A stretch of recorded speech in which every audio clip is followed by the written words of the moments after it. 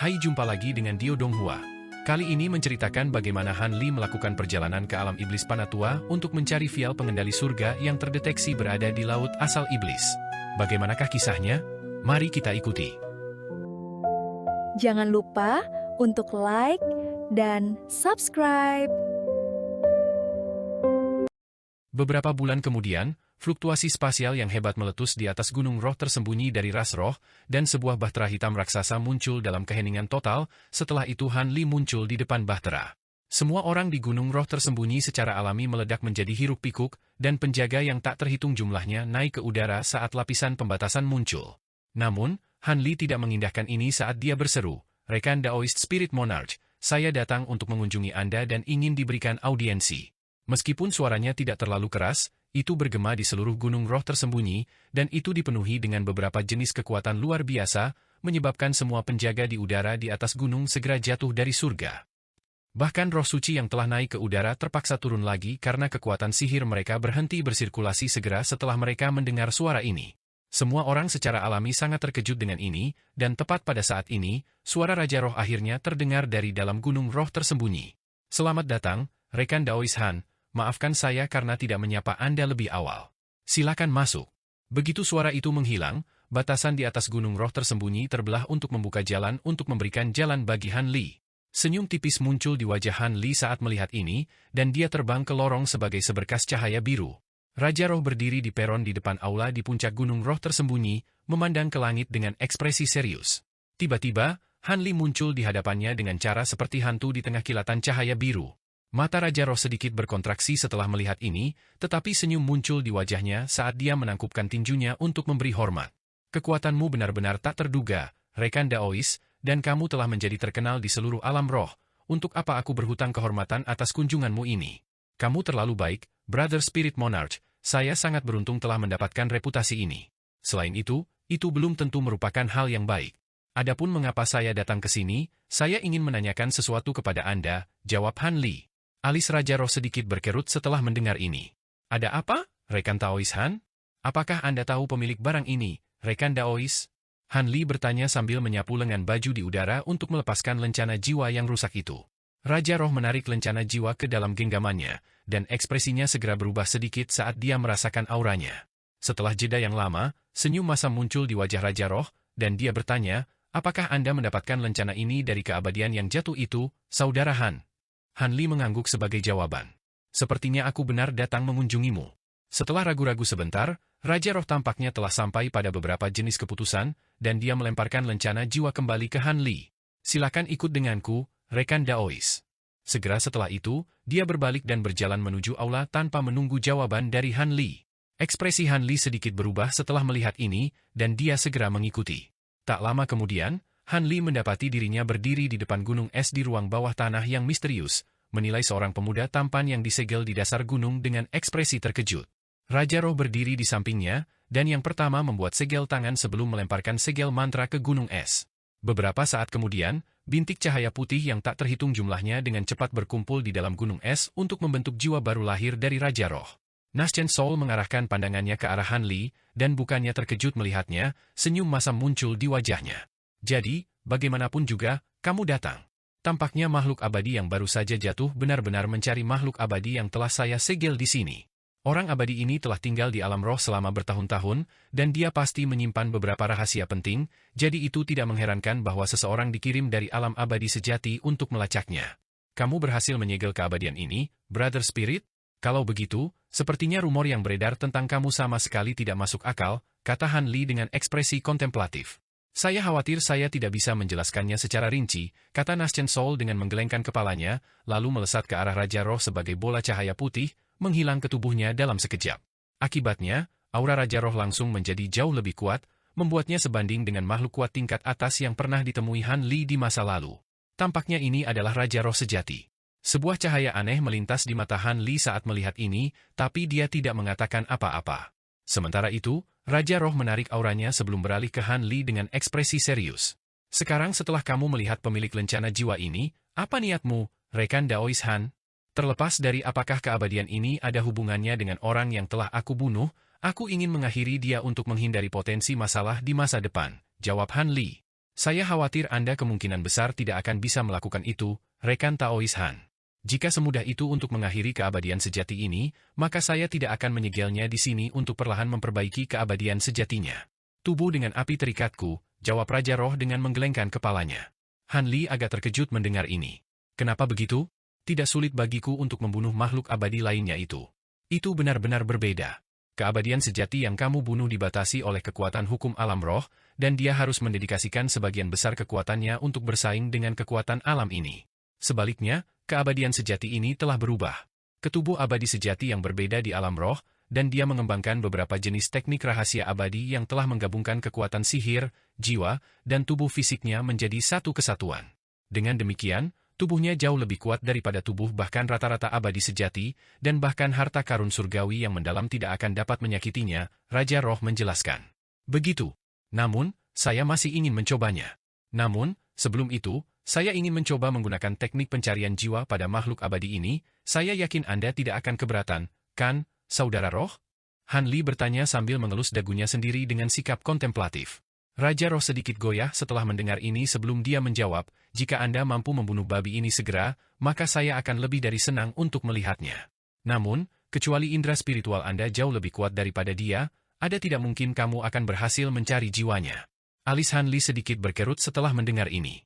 Oh, lalu bagaimana jika aku bersikeras untuk mencobanya? Ekspresi Raja Roh berubah drastis setelah mendengar ini. Ekspresi dingin kemudian muncul di wajahnya saat dia berkata, jika kamu begitu percaya diri, maka aku tidak akan menghentikanmu.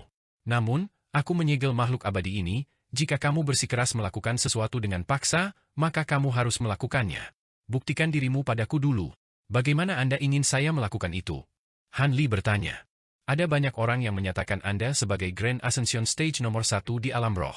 Saya berani mengatakan saya juga cukup kuat di antara makhluk Grand Ascension Stage. Jika Anda dapat menahan 3 serangan dari saya tanpa menghindar, maka saya dapat mengizinkan kamu untuk melakukan apapun yang kamu inginkan untuk makhluk abadi ini, kata Raja Roh. Haha, itu cocok untukku. Di antara para kultivator seperti kami, kekuatan harus dipuja di atas segalanya. Jika aku tidak dapat menahan 3 serangan darimu, maka aku akan segera pergi dan tidak akan menyebutkan ini lagi. Kata Han Li. Kalau begitu, ayo pergi ke tempat lain agar kita tidak merusak segel di sini, usul Raja Roh. Terserah kamu, jawab Han Li dengan anggukan. Dengan demikian, Raja Roh terbang keluar dari aula sebagai seberkas cahaya, diikuti oleh Han Li. Sekitar 15 menit kemudian, 2 getaran dahsyat meletus dari titik tertentu di dalam perut gunung roh tersembunyi, menyebabkan seluruh gunung bergetar dan berguncang. Semua penjaga Spirit Race tidak bisa tidak saling bertukar pandang saat merasakan ini. Mereka tahu bahwa ini ada hubungannya dengan Han Li, tetapi mereka tidak tahu persis apa yang terjadi, dan mereka tidak berani menyelidiki tanpa izin dari Raja Roh. Di dalam aula di perut gunung roh tersembunyi, penghalang cahaya yang menyelimuti seluruh aula tiba-tiba hancur menjadi bintik cahaya putih. Han Li dan Raja Roh saling berhadapan dari ujung aula yang berlawanan dengan ekspresi yang sangat kontras. Tangan Han Li tergenggam di belakang punggungnya dengan ekspresi acuh tak acuh, tampak seperti sedang berjalan-jalan di taman. Sebaliknya, aura Raja Roh menjadi lebih kuat dari sebelumnya, dan ada proyeksi Buddha perak di belakangnya dengan mata iblis di sekujur tubuhnya, tetapi ekspresinya cukup tegang. Ada lingkaran pedang tembus pandang pendek di sekelilingnya, tapi sepertinya mereka sengaja menghindarinya. Di antara mereka berdua ada pedang raksasa yang panjangnya lebih dari 100 kaki, dan tergantung di udara, tapi ujungnya hilang. Selanjutnya, penampang sayatan itu sehalus cermin, seolah-olah ujungnya telah dipotong bersih oleh sesuatu. Kamu sudah melakukan 2 serangan, masih ada 1 serangan yang tersisa, kata Han Li dengan tidak tergesa-gesa. Lupakan saja. Kekuatanmu bahkan lebih menakutkan daripada rumor yang beredar. Aku hanya akan menambah rasa malu pada diriku sendiri jika aku melepaskan serangan terakhir, kata Raja Roh dengan senyum masam. Dia kemudian membuat segel tangan, dan bilah hitam raksasa segera menghilang di samping proyeksi Buddha perak dan bilah tembus pandang pendek. Hehe, kamu terlalu rendah hati, Brother Spirit. Aku yakin kamu tidak melepaskan seranganmu yang paling kuat. Kalau tidak, aku pasti tidak akan bisa menahannya dengan mudah, Han Li terkekeh. Saya memang memiliki beberapa kartu truf di lengan baju saya, tetapi jelas bahwa Anda juga belum melepaskan kekuatan sejati Anda. Bagaimanapun, saya mengakui dengan sepenuh hati, dan Anda dapat melakukan sesuka Anda dengan keabadian sejati yang saya miliki. Disegel. Namun, saya memiliki satu syarat, jika Anda dapat membunuh keabadian sejati itu, maka Anda harus melakukannya saat saya hadir. Jika tidak, saya tidak akan dapat yakin, kata Raja Roh dengan ekspresi serius. Itu bukan masalah. Saya baru-baru ini menyempurnakan harta baru yang bisa berguna di sini, jawab Han Li dengan suara penuh arti. Raja Roh agak bingung mendengar ini, tetapi dia sangat gembira karena Han Li telah menyetujui kondisinya dan segera membawa Han Li kembali ke aula. Setengah bulan kemudian, batasan di atas gunung roh tersembunyi berpisah, dan seberkas cahaya biru terbang keluar sebelum mendarat di bahtera hitam raksasa yang menunggu di langit di atas. Beberapa saat kemudian, ledakan gemuruh terdengar, dan bahtera terbang ke kejauhan. Han Li duduk di ruang rahasia di tingkat bawah bahtera, menilai botol hijau kecil di tangannya dengan ekspresi kontemplatif. Beberapa hari yang lalu, dia telah berhasil mencari jiwa dari makhluk abadi yang tersegel itu dengan indera spiritualnya yang luar biasa. Sebenarnya, tidak tepat untuk menyebutnya sebagai kesuksesan total. Meskipun dia telah berhasil menyusup ke dalam pikiran keabadian, dia menemukan bahwa sebagian besar ingatan penting keabadian telah disegel oleh beberapa jenis energi misterius. Setelah memeriksa semua ingatan yang dapat diakses, Han Li mengarahkan indera spiritualnya ke bagian ingatan abadi itu, hanya untuk kepala abadi meledak seperti semangka. Akibatnya, indera spiritual abadi itu langsung hancur, dan bahkan tubuhnya menjadi abu oleh ledakan energi misterius ini. Han Li dan Raja Roh secara alami tercengang dengan hasil ini. Meski begitu, melalui ingatan yang berhasil dikumpulkan oleh Han Li, dia dapat mengetahui apa botol kecil ini, serta bagaimana hubungannya dengan Ma Liang dan kuil Taois 9 asal. Selain itu, dia telah menerima sepotong informasi yang sangat penting, yaitu bahwa roh botol dapat hadir di alam iblis penatua. Dia tidak dapat mengetahui mengapa yang abadi mengkhianati kuil 9 asal Taois, atau bagaimana dia berhasil mendapatkan botol pengendali surga, tetapi dia menemukan alasan di balik mengapa botol pengendali surga telah dipecah menjadi 2 bagian yang telah jatuh ke alam bawah yang berbeda. Ternyata, yang abadi telah menghabiskan harga yang sangat besar untuk mendapatkan jimat teleportasi hebat untuk melarikan diri ke wilayah abadi lain untuk melarikan diri dari kuil 9 asal Taois. Namun, selama teleportasi, jimat itu dipengaruhi oleh beberapa jenis kekuatan misterius. Akibatnya, tidak hanya teleportasinya gagal, ia terpaksa turun ke alam yang lebih rendah. Selama proses ini, Heaven Controlling Vial yang baru saja berhasil dia segel tiba-tiba mulai berjuang dengan sekuat tenaga. Dia segera berusaha menahannya menggunakan berbagai teknik rahasia, tetapi sudah terlambat. Roh botol melepaskan beberapa jenis kemampuan bawaan untuk dibagi menjadi 2, dan masing-masing bagian penyusunnya jatuh ke alam yang berbeda. Untungnya, yang abadi memiliki pikiran untuk melepaskan teknik pelacakan pada botol roh dari jauh. Selama tanda pelacakan tidak terhapus, dia akan selalu bisa melacak vial spirit di masa depan. Begitu dia berhasil melakukan itu, dia akan dapat menggunakan kemampuan vial spirit untuk merasakan wadahnya, dan akan sangat mungkin baginya untuk memulihkan seluruh Heaven Controlling Vial. Sial baginya, dia terluka parah oleh kekuatan alam roh saat turun ke alam, dan tidak hanya tubuh fisiknya yang hampir hancur total, kekuatannya juga sangat lemah. Karena itu, dia hanya bisa tenggelam ke dasar laut dan perlahan-lahan membentuk kembali tubuh abadi yang sebenarnya sambil juga secara bertahap memulihkan kekuatannya.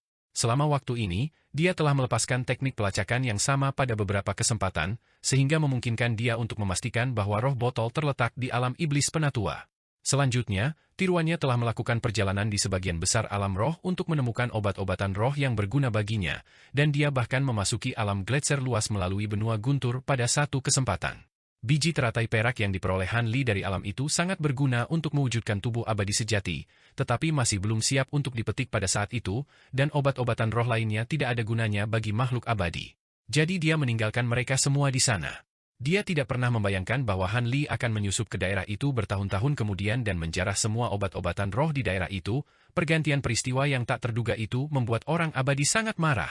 Karena itu, dia bergegas keluar dari pengasingan segera setelah dia membentuk kembali tubuh abadi, dan pada saat itu, dia masih belum sepenuhnya memulihkan kekuatannya. Dia kemudian segera mencoba melacak Han Li, hanya untuk disegel oleh Raja Roh bahkan sebelum dia bisa sampai ke Han Li. Dengan pemikiran itu, Han Li tidak bisa tidak mengagumi sifat tak terduga dari nasib dan keberuntungan.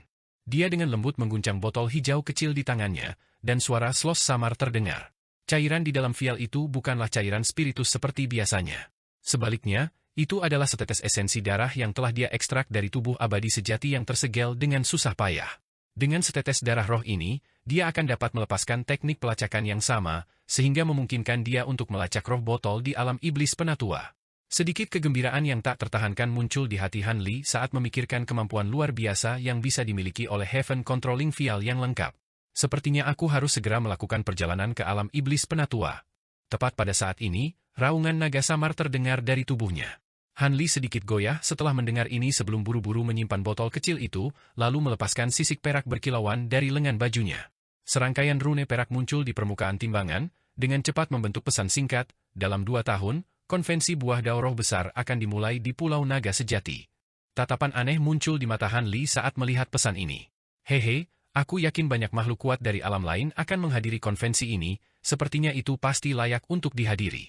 Juga, buah dao roh besar itu dapat dikonsumsi untuk sementara mencapai fisik dao roh besar, yang akan menjadi sangat bermanfaat bagi kemampuan yang saya kembangkan, jadi saya harus mendapatkannya, sudah waktunya bagi Tian VR untuk menebus janjinya. 2 tahun seharusnya cukup bagi saya untuk melakukan perjalanan ke alam iblis penatua. Saya akan bicaralah dengan Wan Er sebelum aku pergi agar dia tidak khawatir, gumam Han Li pada dirinya sendiri. Setelah itu, dia menyimpan timbangan perak itu sebelum memanggil cermin biru. Dia melemparkan cermin ke depan sebelum menggesekkan jari dengan cepat di udara beberapa kali, dan seutas teks putih menghilang ke cermin dalam sekejap, setelah itu dia melanjutkan untuk menunggu dalam diam. Tak lama kemudian, garis teks putih mulai muncul di permukaan cermin, dan Han Li hanya melihat sekilas pesan itu sebelum senyum tipis muncul di wajahnya. Nangong Wan tidak mencoba untuk mencegahnya pergi, tetapi kepeduliannya terhadapnya menjadi sangat jelas melalui pesannya. Han Li menyapu lengan baju di udara, dan cermin menghilang di tengah kilatan cahaya biru, diikuti dengan bahtera hitam raksasa melaju beberapa kali kecepatan aslinya. 2 bulan kemudian, proyeksi pedang hijau tua tiba-tiba melintas di langit abu-abu keruh di atas wilayah tandus alam iblis penatua, dan celah spasial putih muncul. Han Li kemudian perlahan muncul dari celah spasial dengan pedang kayu hijau di tangannya, dan dia memeriksa sekelilingnya, di mana alisnya sedikit berkerut. Ini adalah tempat yang sangat asing yang belum pernah dia kunjungi sebelumnya. Dia dapat memasuki alam iblis penatua dengan lancar karena ia telah menemukan titik rapuh antara alam roh dan alam iblis penatua yang dapat ia manfaatkan dengan menggunakan pedang tebasan roh surgawi yang mendalam dan kekuatan sihirnya yang luar biasa. Mo Jianli pernah juga memasuki alam iblis penatua melalui titik rapuh seperti yang dia lakukan, tetapi bagi Mo Jianli, itu jauh lebih sulit, dan dia telah mempertaruhkan nyawanya selama perjalanan itu.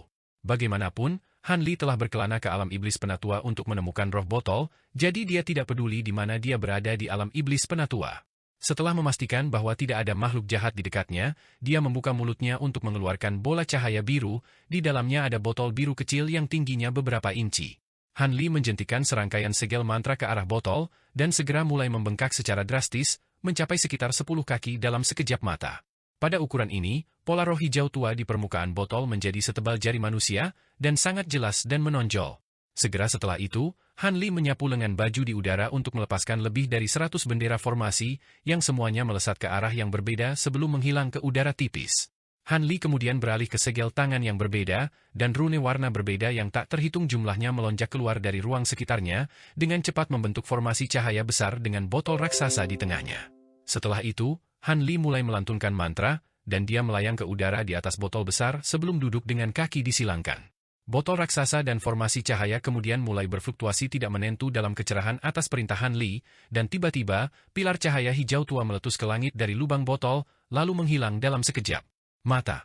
Pada saat yang sama, ledakan fluktuasi energi yang aneh berkembang biak ke segala arah dari botol. Sementara itu, Han Li perlahan menutup matanya, dan terus melantunkan mantranya. Dalam ruang misterius tertentu di alam iblis penatua, ada kolam yang diisi dengan cairan perak. Tiba-tiba, beberapa lempengan batu di dasar kolam mulai bersinar terang, dan formasi cahaya besar muncul. Beberapa rune misterius berkumpul di tengah formasi cahaya, dan sebuah lubang gelap muncul. Detik berikutnya, pilar cahaya hijau tua keluar dari lubang, dan pilar cahaya keluar dari kolam sebelum menghilang di bagian paling atas dari ruang misterius ini. Mata Han Li tiba-tiba terbuka saat ekspresi gembira muncul di wajahnya. Roh botol itu benar-benar ada di alam iblis penatua. Sepertinya aku beruntung, kata Han Li dengan ekspresi gembira sambil menarik segel tangannya. Dia kemudian dengan cepat membuat serangkaian gerakan meraih, dan formasi cahaya raksasa di bawahnya kembali menjadi bendera formasi sebelum terbang ke lengan bajunya. Sementara itu, botol raksasa itu menyusut menjadi bola kecil berwarna hijau tua sebelum menghilang ke dalam tubuhnya. Segera setelah itu, Han Li terbang sebagai seberkas panjang cahaya biru, menghilang ke langit yang jauh hanya setelah beberapa kilatan. Setiap beberapa hari sekali, Han Li akan melepaskan teknik pelacakan lagi untuk memastikan bahwa dia berada di jalur yang benar. Sepanjang jalan, dia bertemu dengan beberapa makhluk dan kota iblis, tetapi dia hanya terbang langsung melewati mereka tanpa repot-repot berhenti.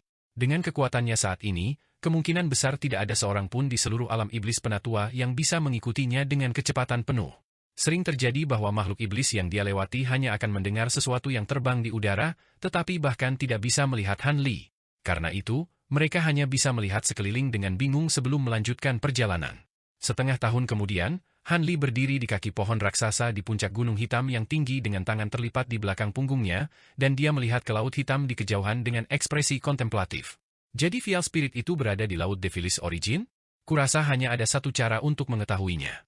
Toh tidak ada yang bisa menghentikanku, jadi jika yang lebih buruk menjadi yang terburuk, aku hanya perlu memaksa masuk. Setelah sampai pada keputusan, Han Li membuat segel tangan, dan fluktuasi spasial meletus di udara di atas gunung hitam. Setelah itu tabut suci Ink Spirit muncul. Dia belum pernah menggunakan bahtera ini sebelumnya selama perjalanannya karena terlalu mencolok, tapi hampir tidak ada orang yang tinggal di laut asal iblis, jadi dia bisa menggunakan bahtera tanpa keraguan. Pada saat yang sama, Taoist Shi muncul di belakang Han Li di tengah kilatan petir perak. Kakak Shi, aku yakin kamu jauh lebih akrab dengan laut asal iblis daripada aku, jadi aku akan mengandalkanmu. Saya akan melakukan yang terbaik, jawab Taoist Shi dengan sikap acuh tak acuh. Dengan demikian, Han Li menyapu lengan baju di udara untuk melepaskan semburan cahaya biru yang menyapu keduanya sebelum membawanya ke bahtera raksasa. Boneka di bahtera segera beraksi atas perintah Han Li, dan penghalang cahaya hitam muncul di permukaan bahtera hitam sebelum ditempa di depan. Sambaran petir yang tak terhitung jumlahnya datang menerjang dari langit, tetapi penghalang cahaya hitam tetap teguh seperti biasanya, dan bahtera dengan cepat menghilang ke dalam kabut di depan. Hampir sebulan kemudian, bahtera hitam raksasa itu melayang di udara di atas sebuah pulau hijau besar. Formasi cahaya raksasa dan botol besar telah dipanggil sekali lagi, dan mereka berkedip tanpa henti sementara Han Li berdiri di depan bahtera, melepaskan teknik pelacakan yang sama sekali lagi. Tepat saat pilar cahaya tebal hendak meletus dari lubang botol, sebuah suara dingin tiba-tiba terdengar dari dalam pulau. Siapa yang berani melanggar batas Pulau Roh Pahit? Begitu suara itu menghilang, Wyrm hitam berkepala 3 besar muncul dari pulau di tengah raungan yang menggelegar. Di kepala tengah Wyrm hitam berdiri tidak lain adalah salah satu dari 3 patriark iblis, Yuan Yan. Han Li, kapan kamu memasuki alam suci kami? Ekspresi waspada segera muncul di wajahnya saat melihat Han Li. Apakah saya tidak diizinkan datang ke sini? Han Li membalas dengan acuh tak acuh sambil terus melepaskan teknik pelacakan.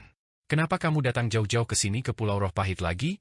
Kamu sudah maju ke tahap kenaikan besar, jadi kolam pembersihan roh tidak akan menguntungkanmu dengan cara apapun, kata Yuan Yan dengan ekspresi gelap.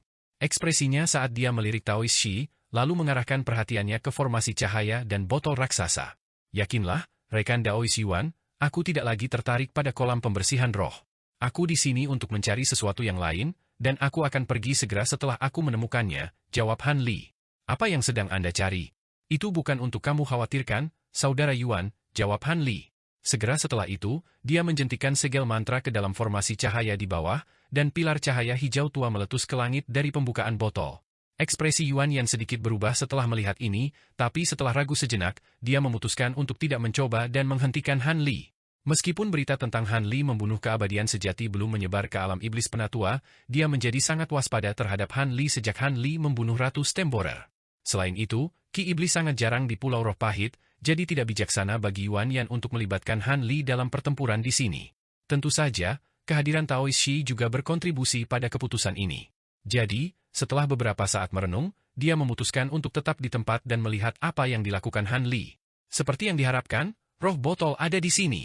Han Li dengan cepat sampai pada kesimpulan sebelum menyimpan botol dan bendera formasi, lalu terbang dengan Taoist Shi sebagai 2 garis cahaya. Yuan Yan segera mengikuti mereka tanpa ragu-ragu. Dengan kecepatan mereka bertiga mencapai pusat pulau raksasa dalam sekejap mata, dan sebuah gunung yang tampak biasa muncul di depan. Tiba-tiba, pilar cahaya putih meletus ke langit dari gunung, setelah itu pemandangan di depan hancur seperti cermin untuk mengungkapkan 2 gunung hijau subur dan lembah yang dipenuhi dengan ki spiritual yang melimpah. Pilar cahaya putih tidak lain berasal dari lembah itu. Han Li sedikit goyah saat melihat pilar cahaya ini. Selama kunjungan terakhirnya, pilar cahaya ini baru muncul setelah pembatasan dilanggar. Mengapa itu muncul sebelum waktunya dari lembah roh pahit sekarang? Saat Han Li merenungkan alasan potensial di balik ini, bola cahaya biru tiba-tiba terbang keluar dari lengan bajunya sebelum meluncur langsung ke arah pilar cahaya di kejauhan sebagai bayangan kabur. Ekspresi Han Li berubah drastis setelah melihat ini, dan dia segera membuat gerakan meraih, melepaskan ledakan kekuatan tak terlihat yang sangat besar untuk melumpuhkan bola cahaya biru beberapa ribu kaki jauhnya. Cahaya biru memudar untuk mengungkapkan botol biru, dan pada saat ini, itu telah menjadi semi-transparan dengan rune hijau gelap yang tak terhitung jumlahnya di permukaannya. Lebih jauh lagi, itu bergetar hebat, berusaha melepaskan diri dengan sekuat tenaga. Pada saat yang sama, suara dering yang tajam meletus dari dalam pilar cahaya putih, dan bola cahaya kuning melesat ke arah Han Li seperti bintang jatuh. Hati Han Li tersentak saat melihat ini, dan dia segera membuat gerakan meraih dengan tangannya yang lain juga. Fluktuasi spasial meletus di atas bola cahaya kuning, dan tangan emas raksasa muncul sebelum meraih bola cahaya seperti kilat. Tiba-tiba, benang biru yang tak terhitung jumlahnya meletus dari bola cahaya kuning, dan tangan emas raksasa itu langsung dipenuhi lubang sebelum hancur menjadi bintik cahaya spiritual. Bola cahaya kuning terus melaju, menempuh jarak beberapa kilometer dalam sekejap mata sebelum muncul tepat di samping botol biru kecil. Cahaya kuning kemudian memudar untuk mengungkapkan botol kuning kecil yang benar-benar identik dalam ukuran dan penampilan dengan botol biru. Segera setelah vial kuning muncul, ia segera bergegas menuju vial biru kecil, seolah-olah mencoba menyatu menjadi satu dengannya. Namun, lapisan cahaya hijau tua tiba-tiba muncul di atas permukaan botol biru kecil itu, dan botol kuning itu ditolak, jatuh ke belakang beberapa puluh kaki sebelum memantapkan dirinya lagi. Dua bintik cahaya kuning memancar dari vial, dan sepasang mata hitam seukuran kacang muncul di permukaannya, menunjukkan ekspresi terkejut. Segera setelah itu, vial kuning bergegas menuju vial biru lagi, tetapi terlepas dari sudut mana ia mendekati vial biru, selalu terhalang oleh lapisan cahaya hijau tua. Sebuah petunjuk urgensi muncul di mata hitam kecilnya setelah melihat ini. Sementara itu, Han Li membuat segel tangan di kejauhan, dan dia menghela nafas panjang lega saat melihat ini. Setelah menggabungkan Heaven Controlling Vial dengan replika dari Ma Liang, dia sekarang dapat mengontrol vial untuk menjaga agar botol spirit tetap berada di tempatnya.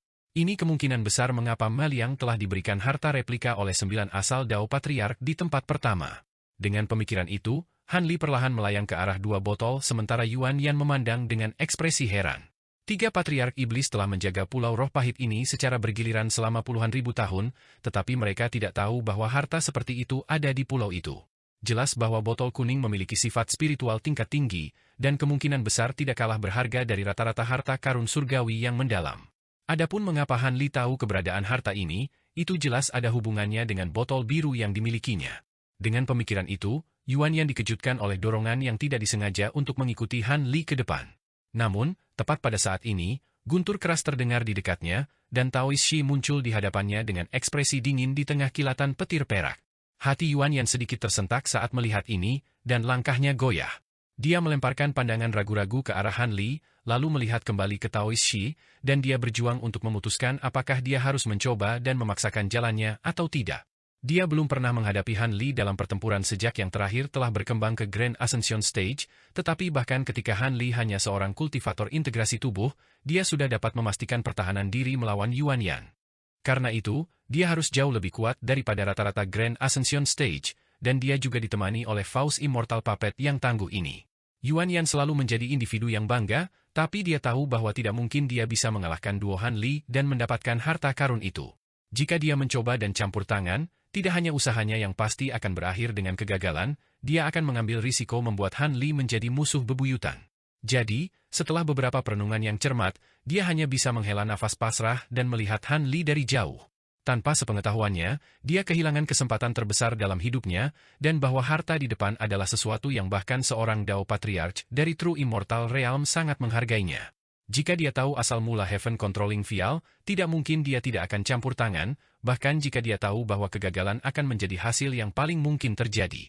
Sementara itu, Han Li dengan hati-hati mendekati sepasang botol kecil dengan ekspresi hati-hati. Meskipun botol kuning itu hanya sebuah botol roh tanpa bentuk yang substansial, ia berhasil dengan mudah menghancurkan tangan emas raksasa yang telah disulap oleh Han Li sebelumnya, jadi Han Li tahu bahwa itu tidak bisa diremehkan. Setelah bergegas menuju botol biru kecil lebih dari 10 kali tanpa hasil, botol kuning akhirnya berhenti dalam tindakan sia-sia dan mengarahkan pandangannya ke arah Han Li dengan sedikit kebingungan dan kewaspadaan di matanya. Han Li menghela nafas lega saat melihat ini. Botol itu tidak langsung menyerangnya atau melarikan diri, dan itu membuat segalanya jauh lebih mudah baginya. Dengan pemikiran itu, dia menyapu lengan bajunya ke udara, dan sebuah jimat emas tiba-tiba meledak di dalam lengan bajunya. Gumpalan kabut biru pekat langsung dilepaskan, membanjiri seluruh area sekitarnya dengan radius sekitar setengah kilometer. Dengan demikian, Han Li dan dua botol kecil benar-benar tersembunyi di dalam kabut, dan bahkan perasaan spiritual Yuan Yan tetap terjaga. Ekspresi Yuan Yan sedikit berubah setelah melihat ini, dan dia tahu bahwa dia telah membuat keputusan yang tepat untuk tidak ikut campur. Mengesampingkan yang lainnya, pembatasan indera spiritual ini saja sudah cukup untuk menimbulkan sakit kepala yang besar bagi Yuan Yan. Waktu perlahan berlalu, dan tidak ada suara atau gerakan yang muncul di dalam lautan kabut biru.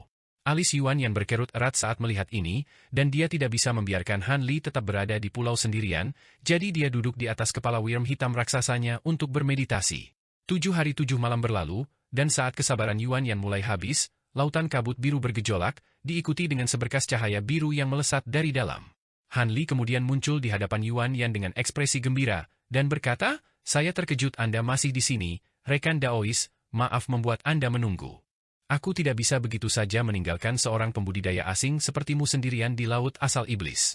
Kamu telah mendapatkan harta karun yang kamu datangi ke sini, kan? Cepat dan pergi," kata Yuan Yan dengan suara dingin sambil bangkit ke kakinya. "Lagi pula, aku tidak punya niat untuk tinggal lebih lama lagi." "Hehe, aku ingin tahu kapan kita akan bertemu lagi," jawab Han Li. Setelah itu, dia tidak membuang waktu lagi dan pergi dengan Taois Shi, sementara Yuan Yan memandang dengan ekspresi dingin. Dalam ruang rahasia di bahtera hitam raksasa, Han Li sedang menilai botol hijau kecil di tangannya dengan senyum senang. Setelah beberapa lama, dia menyimpan botol itu sebelum menutup matanya untuk bermeditasi. Adapun bagaimana dia berhasil menjinakkan roh botol selama 7 hari 7 malam itu tidak pernah diungkapkan kepada siapapun, bahkan bertahun-tahun yang tak terhitung jumlahnya di masa depan, pada saat itu Han Li telah mencapai puncak dari alam abadi sejati. Karena itu, banyak teman dan muridnya dibiarkan menebak-nebak tanpa menemukan kebenaran. Beberapa bulan kemudian, bahtera hitam itu melayang di udara di atas ngarai tanpa dasar, dan Han Li dan Taois Shi berada di luar bahtera, berdiri berdampingan saat mereka melihat ke bawah dari atas. Melalui simpul spasial ini, kita akan dapat mencapai alam Mohe, yang paling dekat dengan Pulau Naga Sejati. Semua yang Fen Pazi katakan padaku adalah bahwa utusan dari Pulau Naga Sejati akan datang menemuiku, tapi dia tidak melakukannya. Beri aku lokasi yang tepat, gumam Han Li pada dirinya sendiri dengan senyum masam sebelum membuat segel tangan, dan tabut suci Ink Spirit dengan cepat menyusut sebelum terbang ke lengan bajunya. Setelah itu, dia membuat gerakan meraih, dan pedang kayu hijau tua muncul di genggamannya sebelum ditebas ke bawah. Proyeksi pedang hijau tua menyapu, dan ledakan yang menghancurkan bumi terdengar jauh di dalam ngarai. Setelah itu keretakan spasial putih muncul di tengah ledakan fluktuasi spasial yang hebat. Han Li membuat segel tangan, dan bahtera hitam menyusut menjadi bola cahaya hitam sebelum menghilang ke tubuhnya. Setelah itu dia dan Taois Shi terbang ke celah spasial di bawah. Segera setelah itu, celah itu perlahan menyegel dirinya sendiri, dan semuanya kembali normal. Beberapa saat kemudian, fluktuasi spasial meletus di udara di atas tempat di mana bahtera hitam baru saja berada, dan bunga teratai emas besar muncul, di atasnya berdiri seorang pria dan seorang wanita.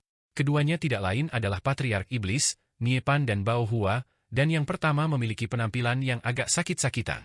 Sepertinya dia benar-benar hanya datang ke alam suci kita untuk harta yang Yuan Yan ceritakan kepada kita.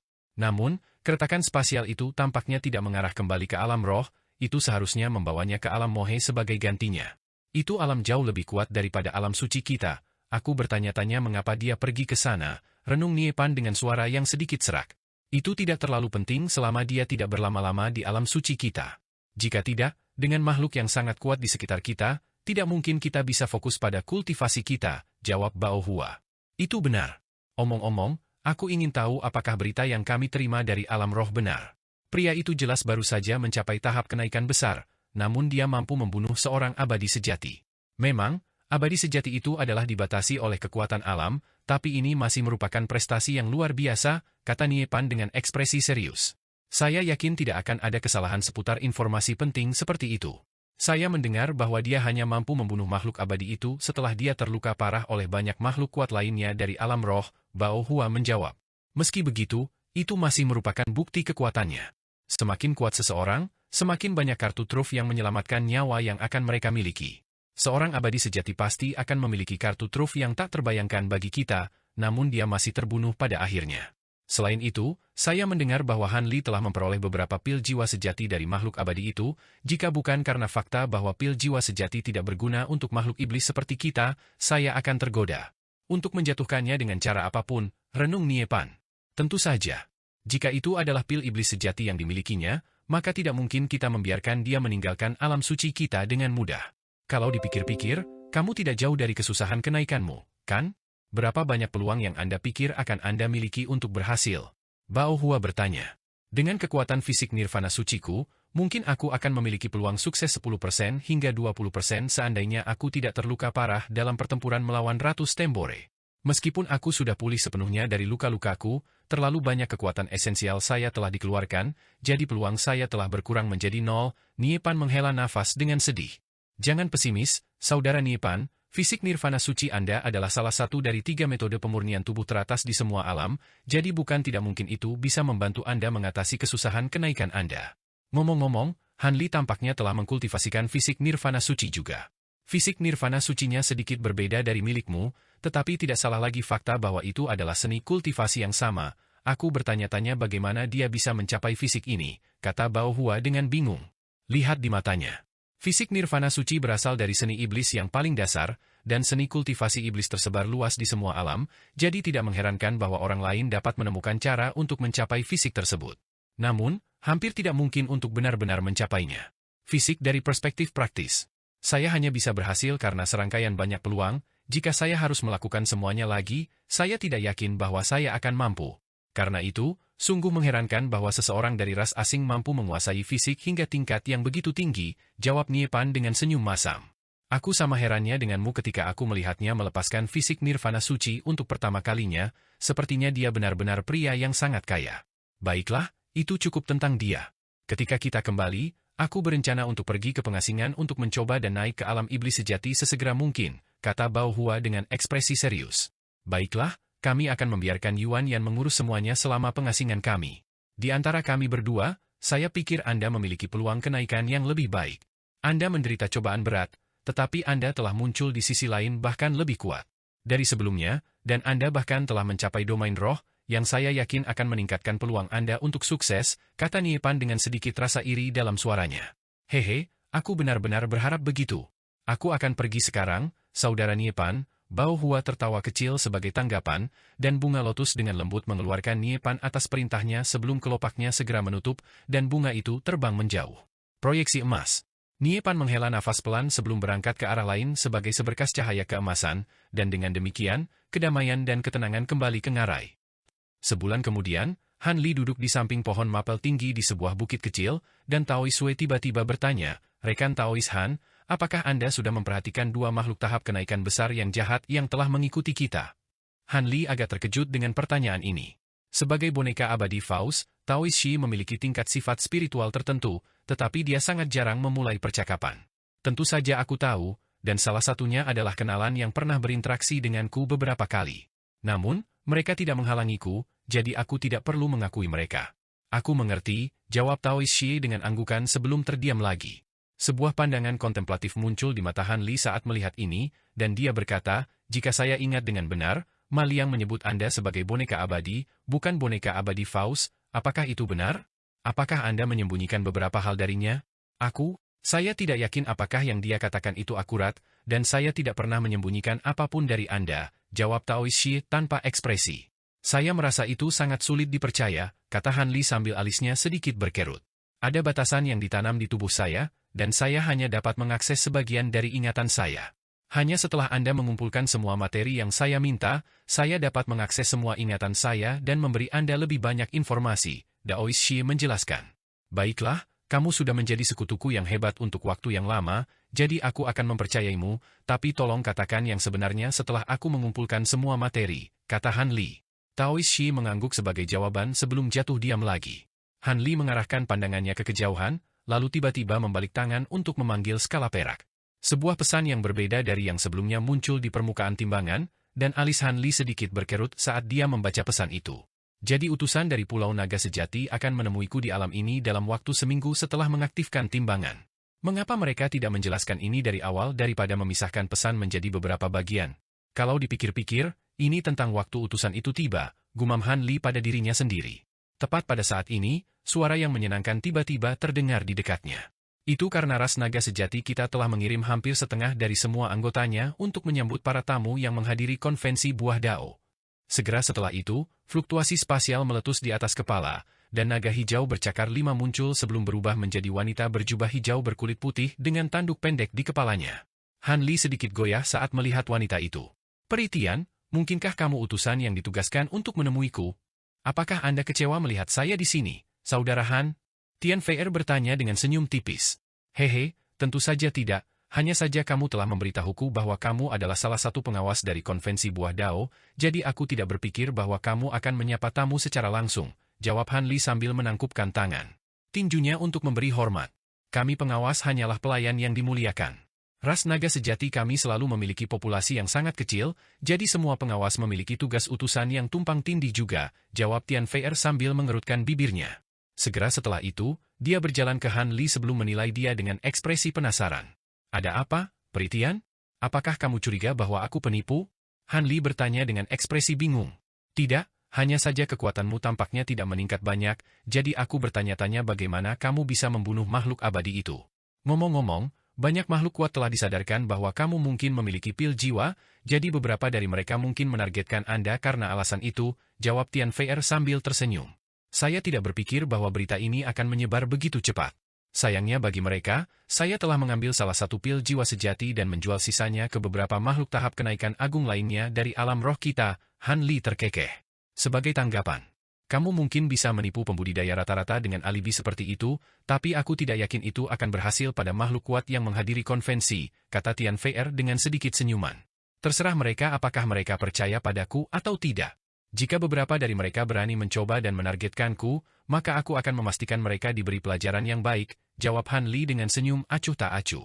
Alis Tian Fei sedikit berkerut setelah mendengar ini, tetapi senyumnya kemudian segera kembali ketika dia berkata, hehe, sepertinya kamu sudah siap untuk menghadapi situasi ini. Ngomong-ngomong, penatua jin dari ras naga sejati kita telah mendengar tentang pil jiwa sejati, dan dia ingin bertemu denganmu secara pribadi. Ekspresi Han Li sedikit berubah setelah mendengar ini. Elder Jin? Apakah Anda mengacu pada Grand Elder Naga Emas yang terkenal sebagai makhluk paling kuat dari ras Anda? Tidak perlu khawatir, rekan Taois.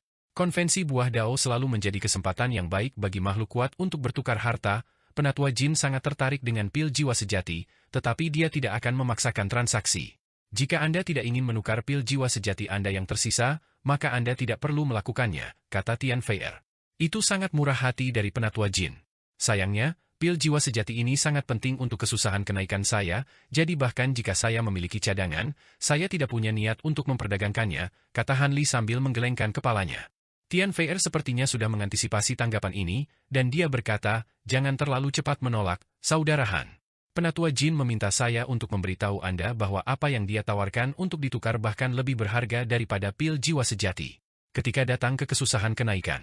Seperti yang Anda tahu, kami naga sejati berbeda dari makhluk hidup normal, dan kami tidak begitu tertarik untuk naik ke alam abadi sejati. Karena itu, beberapa barang yang sangat berharga untuk makhluk kuat lainnya ada di sebelahnya. Tidak berguna bagi kita. Oh, kalau begitu, aku pasti terbuka untuk mendengar apa yang penatua Jin tawarkan. Bagaimana dengan ini? Aku akan membuat keputusan apakah aku ingin mengunjungi penatua Jin begitu aku tiba di Pulau Naga Sejati, Han Li memutuskan setelah ragu-ragu. Saya yakin Anda tidak akan menyesal setuju untuk bertemu dengan penatua Jin, Saudara Han. Juga, jika perdagangan terjadi, kabar akan menyebar bahwa Anda telah menurunkan pil jiwa sejati Anda ke ras naga sejati kami, dan tidak ada kekuatan lain yang lebih kuat. Makhluk akan melecehkanmu kalau begitu, kata Tian Fei sambil tersenyum. Hehe, itu terdengar seperti pengaturan yang menarik, Han Li terkekeh. Setelah mengatakan semua yang perlu dikatakan tentang pil jiwa sejati, Tian Fei mengubah topik pembicaraan. Baiklah, sudah waktunya kita berangkat. Pulau Naga Sejati tidak jauh dari alam mohe, tapi akan memakan waktu cukup lama untuk sampai ke sana. Han Li secara alami tidak keberatan dengan ini dan segera mengangguk setuju. Dengan demikian, Tian Fei melambaikan tangan ke atas, kereta terbang putih yang ditarik oleh beberapa binatang merah terbang keluar dari awan yang tampak biasa atas perintahnya. Kereta itu panjangnya lebih dari 100 kaki, dan putih bersih seperti batu giok dengan semua jenis pola indah yang terukir di permukaannya. Keempat binatang yang menarik kereta itu adalah makhluk hibrida kuda naga dengan tanduk naga di kepala mereka dan sisik merah menyala di sekujur tubuh mereka. Ini adalah kuda Draco yang unik di Pulau Naga Sejati kita. Mereka tidak luar biasa dalam pertempuran, tetapi mereka sangat kuat dan memiliki stamina yang menakjubkan, mampu berlari selama beberapa bulan berturut-turut tanpa makanan tanpa penurunan performa, Tian Fei memperkenalkan. Itu sangat menarik. Aku pernah melihat yang disebut kuda naga di masa lalu, tapi mereka bahkan tidak bisa membandingkannya dengan kuda Draco ini. Apakah makhluk-makhluk ini dijual di pulaumu secara kebetulan? Han Li bertanya dengan penasaran. Hehe, tentu saja binatang roh tingkat rendah ini dijual di pulau kita. Namun, karena beberapa alasan khusus, binatang roh ini hanya dapat mempertahankan kualitas unik yang diinginkan di Pulau Naga Sejati kita. Di luar pulau, garis keturunan mereka akan menjadi semakin kurus, dan pada akhirnya, mereka tidak akan berbeda dari kuda naga, jawab Tian Fei Er. Sayang sekali, kata Han Li saat sedikit kekecewaan muncul di matanya. Jika kuda Draco ini dapat dikembangbiakkan dalam skala besar, maka mereka pasti akan dapat memberikan manfaat yang signifikan bagi umat manusia. Hehe, tidak perlu terlalu sedih, Saudara Han. Ada hal-hal yang jauh lebih baik di Pulau Naga Sejati kita daripada kuda-kuda Draco ini, dan saya yakin Anda akan menemukan hal-hal lain yang menarik bagi Anda, Tian Fei Er terkekeh. Sebelum terbang menuju kereta di langit. Kalau begitu, sepertinya perjalanan ini akan sepadan bahkan jika aku tidak mendapatkan buah dao roh besar, kata Han Li sambil juga terbang menuju kereta. Beberapa saat kemudian, keempat kuda Draco berlari ke kejauhan dengan kereta terbang di belakangnya.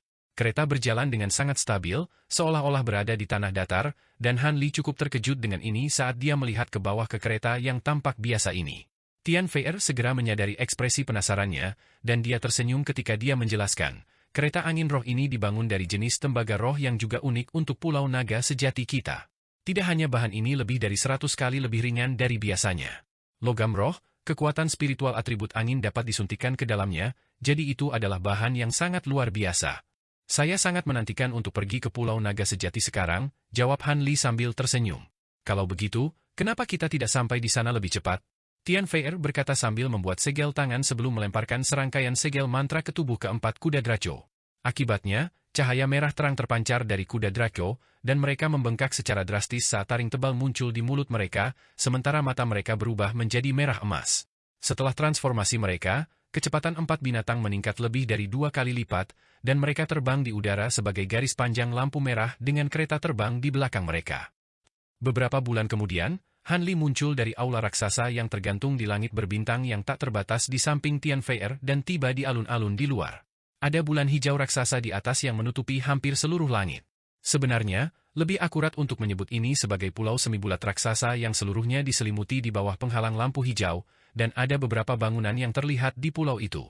Jadi ini adalah Pulau Naga Sejati, hampir sama dengan yang kuharapkan, gumam Han Li pada dirinya sendiri. Pulau Naga Sejati kita tidak selalu seperti ini, apa yang kamu lihat di sini adalah hasil dari upaya tak kenal lelah dari banyak generasi nenek moyang kita. Baiklah, mengingat token undanganmu telah diperiksa, kamu akan dapat menjelajahi pulau sesukamu selama konvensi Buah Dao, tetapi pastikan untuk menjauh dari area terlarang yang saya uraikan sebelumnya. Saya memiliki beberapa tugas pengawas yang harus saya tangani, jadi disinilah kita akan berpisah, Tian Fei Er berkata. Terima kasih telah membawaku jauh-jauh ke sini, Peri Tian. Lanjutkan dan lakukan apapun yang perlu kamu lakukan, jawab Han Li dengan anggukan.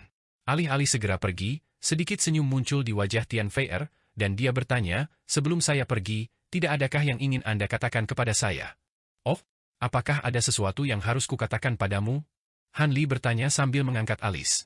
Sepertinya aku harus mengangkat masalah ini sendiri. Aku berjanji padamu di masa lalu, dan aku memenuhinya sekarang. Adapun apakah kamu akan bisa mendapatkan buah dao roh besar? Itu terserah Anda, kata Tian Fei Er dengan memutar matanya, lalu melepaskan slip batu giok putih dari lengan bajunya.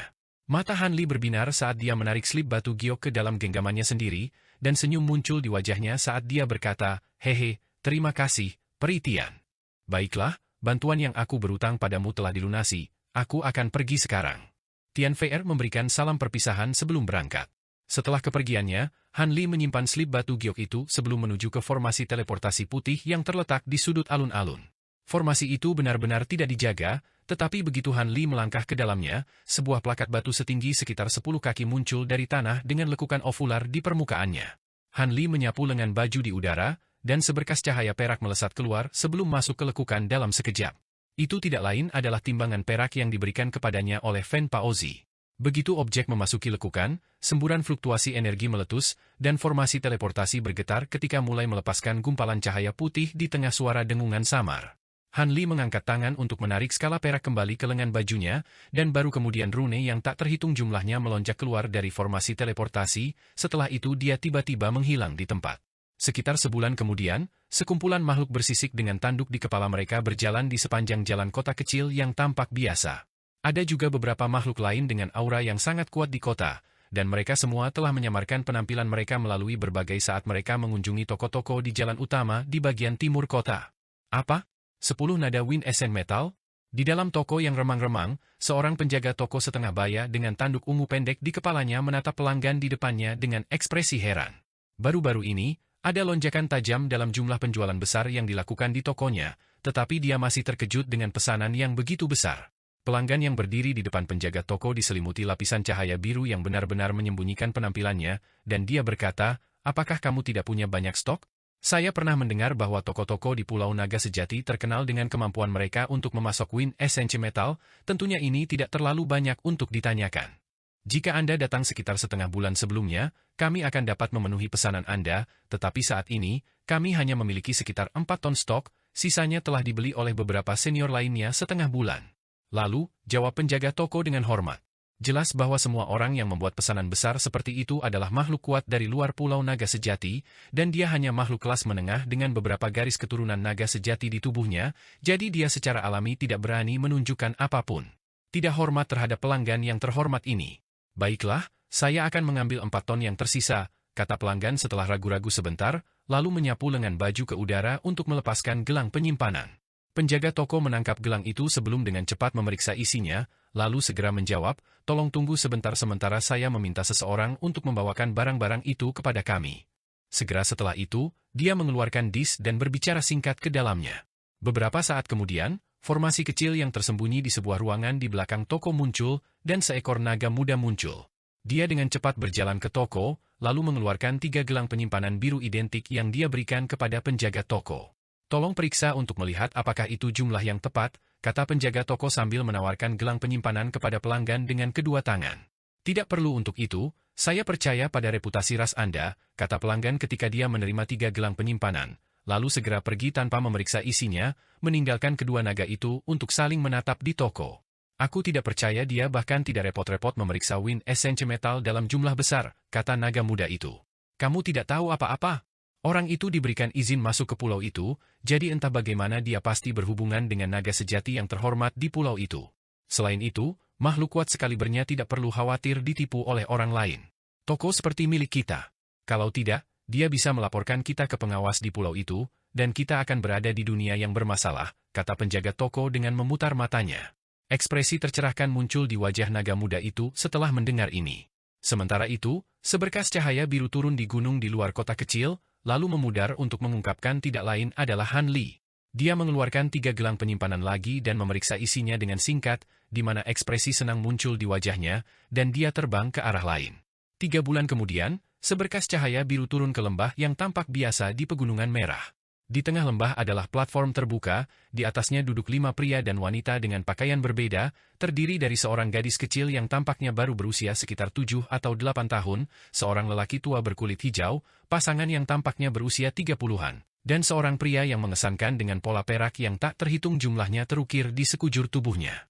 Garis cahaya biru mendarat tepat di tengah platform, dan Han Li muncul sebelum melirik orang lain yang hadir, lalu duduk dengan menyilangkan kaki tidak jauh dari gadis kecil itu. Yang lain tidak terkejut dengan kedatangan Han Li, dan mereka semua terus duduk diam. Beberapa saat kemudian, seberkas cahaya 5 warna lain melesat dari kejauhan, lalu tiba di udara di atas lembah untuk memperlihatkan seorang wanita cantik dalam gaun warna-warni. Wanita itu turun ke peron dan memeriksa sekelilingnya dengan ekspresi dingin sebelum duduk di sudut kosong. Pria tua berkulit hijau itu bangkit berdiri setelah melihat ini, dan berkata, "Ada cukup banyak orang yang hadir, mari kita mulai pertukaran. Jika tidak ada yang keberatan, maka saya akan mulai dulu. Silakan, rekan Daois, urutannya tidak masalah dalam pertukaran seperti ini." Tidak ada yang keberatan, jadi orang tua itu menyapu lengan baju ke udara, dan meja batu persegi panjang yang berwarna putih bersinar muncul di tengah platform atas perintahnya. Segera setelah itu, dia membalik tangan, dan sekitar selusin harta muncul di atas meja di tengah kilatan cahaya spiritual. Han Li segera memusatkan pandangannya pada harta karun itu untuk menemukan bahwa beberapa di antaranya disimpan di dalam batu giok dan kotak kayu, sementara sisanya adalah harta yang sangat langka di alam roh, dan ada beberapa yang bahkan tidak bisa dia kenali. "Saya mencari sumsum yin segudang tahun, kayu suanyuan, zamrud 9 roh, dan tentu saja, jika Anda memiliki harta karun surgawi yang mendalam yang tidak lengkap, saya akan sangat tertarik juga," kata pria tua itu sambil menunjuk 1 jari. Di kotak kayu dan batu giok, di mana tutupnya dilepas satu demi satu. Semua orang dengan cepat memeriksa barang-barang di atas meja, tetapi tidak ada yang cepat mengatakan apapun. Setelah menunggu beberapa saat, ekspresi tidak sabar muncul di wajah pria tua itu, dan dia berkata, apakah tidak ada yang tertarik dengan barang-barang yang saya bawa? Kalau begitu, saya akan menyimpannya dan membiarkan rekan Tao berikutnya mempersembahkan harta mereka. Tunggu, rekan Taois. Saya memiliki sepotong kayu suanyuan di sini, lihat dan lihat apakah itu sesuai dengan keinginan Anda, kata gadis kecil itu dengan suara yang sangat lembut, lalu mengangkat tangan untuk melepaskan benda hitam. Ekspresi gembira muncul di wajah lelaki tua itu saat dia menarik benda itu ke dalam genggamannya sendiri, tapi setelah pemeriksaan singkat, sedikit kekecewaan muncul di wajahnya. Potongan kayu suanyuan ini agak kecil dan tidak cukup tua. Apa yang kamu inginkan sebagai gantinya? Pria tua itu bertanya setelah beberapa saat merenung. Saya ingin pil zenit tinggi sebagai gantinya, jawab gadis kecil itu sambil menunjuk ke salah satu kotak batu giok di atas meja. Baiklah, pil zenit tinggi kira-kira setara nilainya, jadi aku bisa menyetujuinya, jawab pria tua itu tanpa ragu-ragu. Jadi, sebuah pil emas muncul dari kotak giok atas perintah gadis kecil itu sebelum terbang ke genggamannya. Dia kemudian menyimpan pil itu dan duduk kembali. Setelah itu, pria dari pasangan paruh baya itu berkata, saya tertarik dengan batu giok itu, maukah Anda menukarnya dengan sebotol kontaminan yin liquid yang mirip dengan miriat yir yin maro? Pria tua itu mempertimbangkan ini sejenak sebelum mengangguk sebagai jawaban. Setelah itu, serangkaian pertukaran terjadi, dan sebagian besar item di atas meja berhasil diperdagangkan. Han Li juga telah menukar bahan yang bukan logam atau batu di alam. Setelah memastikan bahwa tidak ada orang lain yang ingin melakukan pertukaran lebih lanjut, pria tua itu menyimpan barang-barang yang tersisa di atas meja dengan ekspresi senang. Siapa yang ingin pergi selanjutnya? Seseorang bertanya. Jika tidak apa-apa dengan orang lain, aku akan pergi berikutnya, kata Han Li sambil berdiri dengan senyum tipis. 4 bulan kemudian, hampir 100 penjaga lapis baja emas berpatroli di daerah dekat bahtera emas raksasa di atas danau besar. Di dalam aula mewah di lantai atas bahtera, Han Li dan seorang pria tua berjubah emas duduk berseberangan. Di dalam aula mewah di lantai atas bahtera, Han Li dan seorang pria tua berjubah emas duduk berseberangan. Di belakang pria tua itu tidak lain adalah Fen Paozi, pria yang mengundang Han Li ke Pulau Naga Sejati sejak awal. Pria berjubah emas itu memiliki sepasang tanduk ungu yang mirip dengan milik Fen Paozi, dan dia memancarkan aura otoritas yang mengesankan. Jadi, Anda bersikeras melihat apa yang saya tawarkan sebelum Anda memutuskan apakah Anda ingin menukar pil jiwa sejati Anda. Itu benar, Penatua Jin. Selama beberapa bulan terakhir ini, saya telah melakukan perjalanan melintasi sebagian besar Pulau Naga Sejati dan menukar banyak bahan berharga dari sesama Taois lainnya.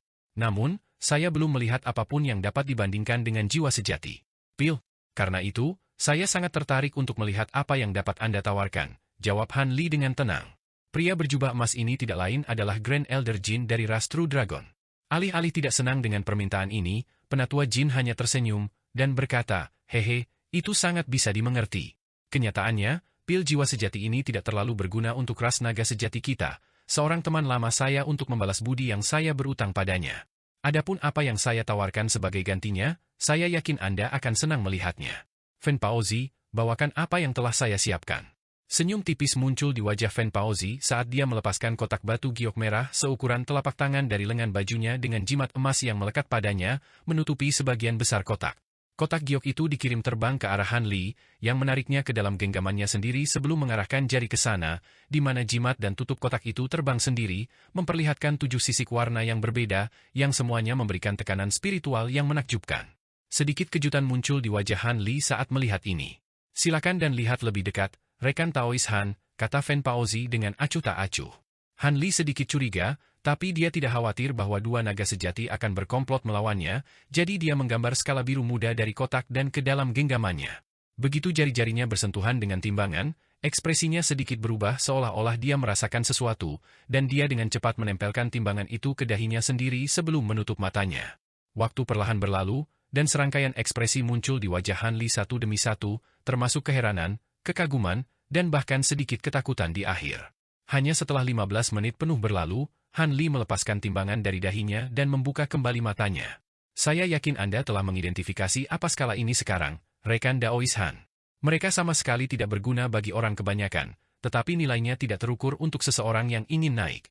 Lagi pula, tidak setiap hari Anda dapatkan kesempatan untuk mengalami kesusahan kenaikan orang lain, kata Penatua Jin dengan tenang. Itu memang benar, tetapi harus ada beberapa perbedaan dalam kesusahan kenaikan antara naga sejati dan makhluk dari ras lain, kata Han Li. Ada sedikit perbedaan, tetapi sebagian besar mirip. Juga, tidak ada yang mau memiliki orang lain dalam jarak dekat selama kesusahan kenaikan mereka, jadi hampir tidak mungkin untuk menyaksikan kesusahan seperti itu. Kemampuan untuk merekam pengalaman ke dalam skala ini adalah kemampuan bawaan. Unik untuk ras naga sejati kita, dan itu bukan sesuatu yang bisa ditiru oleh orang lain. Sisik ini berisi pengalaman dari kesusahan yang berhasil dan yang gagal, dan bahkan ada beberapa dari naga sejati yang binasa selama kesusahan mereka. Saya yakin pentingnya mereka bagimu tidak akan lebih rendah dari pil jiwa sejati, kata penatua jin dengan sapuan percaya diri pada janggutnya sendiri. Itu mungkin benar, tapi aku berasumsi ini adalah barang sekali pakai yang tidak dapat direplikasi. Jika tidak, kamu tidak akan menawarkannya kepadaku dengan mudah, kata Han Li. Hehe, seperti yang diharapkan dari seseorang yang membunuh makhluk abadi sejati. Memang, masing-masing timbangan ini hanya dapat digunakan 3 kali, dan setelah 3 kali digunakan, mereka akan dihancurkan. Sedangkan untuk replikasi, aku satu-satunya di seluruh ras kita. Siapa yang tahu teknik replikasi? Kalau tidak, saya pasti tidak akan menawarkan timbangan ini kepada Anda, jawab penatua jin. Jika setiap timbangan hanya dapat digunakan 3 kali, maka itu jauh lebih tidak praktis, dan itu tidak akan cukup untuk ditukar dengan pil jiwa sejati, kata Han Li dengan tenang. Kalau begitu, bagaimana kalau aku memasukkan sebotol Myriad Year Golden Mulberry SAP juga? Getah ini adalah bahan yang diperlukan untuk memurnikan beberapa jenis pil legendaris, dan tidak banyak botol cairan ini bahkan di seluruh Pulau Naga, usul penatua jin. Baiklah, kalau begitu, aku bersedia untuk melanjutkan pertukaran, Han Li dengan cepat memutuskan setelah mendengar ini. Pil jiwa sejati dapat secara drastis meningkatkan kekuatan dan stabilitas jiwanya, tetapi secara praktis, itu tidak berguna baginya seperti pengalaman kesengsaraan yang tercatat dalam sisik naga. Selain itu, mereka dapat digunakan beberapa kali, sehingga mereka dapat bermanfaat bagi orang-orang yang dekat dengannya juga, membuat mereka jauh lebih berguna daripada pil jiwa sejati. Tentu saja, dia tidak akan membuat keputusan ini dengan mudah jika bukan karena dia masih memiliki 2 pil jiwa sejati. Penatua jin agak terkejut dengan seberapa cepat Han Li menyetujui pertukaran itu, dan dia sedikit goyah sebelum ekspresi gembira muncul di wajahnya. Kamu pria yang lugas, rekan Daois Han, tidak heran Fen Paozi memutuskan untuk memberimu undangan hanya pada pertemuan pertamamu. Aku yakin kamu akan mendapat banyak manfaat selama konvensi buah dao ini.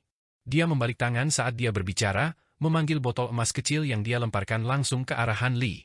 Han Li menangkap botol itu sebelum melepas tutupnya dan memeriksa isinya dengan indera spiritualnya, lalu mengangguk sambil menyimpannya. Segera setelah itu, dia membalik tangan untuk memanggil kotak kayu seukuran telapak tangan, yang terbang langsung ke arah penatua jin. Penatua jin mengangkat tangan untuk menghentikan kotak kayu di jalurnya, dan tutupnya dilepas sendiri untuk mengungkapkan pil emas. Dia kemudian menghirup pil itu, dan ekspresi senang muncul di wajahnya. Haha, ini benar-benar pil jiwa sejati. Dengan ini, aku bisa membalas budi pada teman baikku itu. Setelah itu, Han Li berbicara dengan penatua jin sebentar lagi sebelum pergi, dan dia ditemani oleh Fen Paozi. Aku tahu sejak pertama kali aku bertemu denganmu bahwa kamu bukan makhluk Grand Ascension Stage biasa, tapi aku tidak berpikir kamu akan menempa reputasi yang begitu gemilang untuk dirimu sendiri dalam waktu yang singkat, rekan Daois Han. Bunuh Ratu Temporer itu, kamu bahkan telah membunuh seorang abadi sejati sekarang. Sayang sekali aku tidak ada di sana untuk salah satu dari pertempuran itu, kata Fen Paozi dengan nada bercanda. Aku hanya bisa mencapai prestasi itu melalui keberuntungan yang luar biasa dan dengan bantuan eksternal yang ekstensif. Jika aku sendirian, tidak mungkin aku bisa mengalahkan musuh yang tangguh itu. Ngomong-ngomong, aku harus berterima kasih padamu. Karena mengundangku ke konvensi buah dao ini, sepertinya aku berhutang budi padamu, kata Han Li sambil tersenyum tipis. Haha, jangan sebutkan itu. Aku tahu kita akan rukun, jadi aku memberimu undangan. Kalau tidak mungkin aku melakukannya, jawab Fen Paozi dengan acuh tak acuh.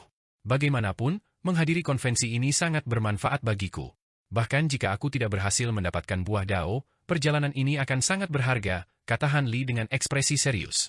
Saya yakin Anda harus cukup percaya diri dengan kemampuan Anda untuk mendapatkan buah dao, rekan Taois Han. Banyak makhluk kuat dari semua alam diundang untuk menghadiri konvensi ini, tetapi tidak banyak yang dapat dibandingkan dengan kekuatan Anda. Juga, saya mendengar bahwa Tian Fei'er berhutang budi padamu, dan dia salah satu pengawas konvensi, jadi, suara Fen Paozi menghilang di sini saat tatapan penuh arti muncul di matanya. Ahem, kamu terlalu memikirkanku, Brother Fen. Seperti yang kamu katakan, ada banyak makhluk kuat yang menghadiri konvensi ini, aku pasti tidak akan berani mengatakan bahwa aku pasti bisa mendapatkan buah dao. Adapun Peritian, kami hanya bertemu pada 2 kesempatan terakhir, jawab Han Li dengan ambigu. Fen Paozi tidak memberikan tanggapan untuk ini, tetapi dia jelas tidak yakin. Dia kemudian dengan cepat beralih ke topik pembicaraan lain yang dia minati, yaitu pertempuran Han Li melawan Ratu Temporer dan Ma Liang. Tidak banyak yang bisa disembunyikan tentang pertempuran itu, jadi Han Li menjawab semua pertanyaan Fen Paozi. Sekitar 1 jam kemudian, Fen Paozi kembali ke Bahtera Emas sendirian, sementara Han Li sudah tidak terlihat.